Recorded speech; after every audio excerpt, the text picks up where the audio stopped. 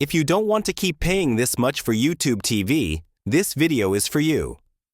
I've been helping people cut the cable cord since 2016, and while I've often recommended YouTube TV, its price has climbed to $83 a month, more than double its launch price. It's still cheaper than cable, but not by much.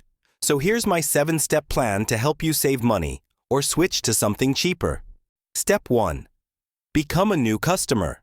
If your spouse or roommate signs up instead, you can grab YouTube TV's new user deal, currently worth about $69 in savings over 3 months. Step 2. Ask for a retention offer.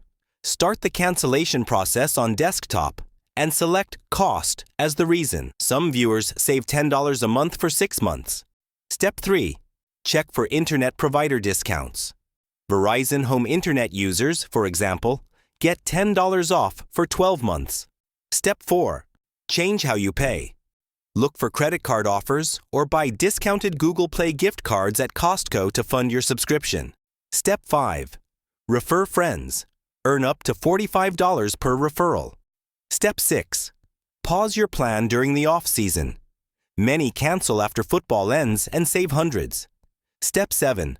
Try cheaper live TV or on-demand apps like Sling, Philo, or Friendly TV. Every dollar counts, so rotate, downgrade, or drop when it makes sense. If this helped, hit like, share your best savings tip in the comments, and subscribe for more ways to cut streaming costs.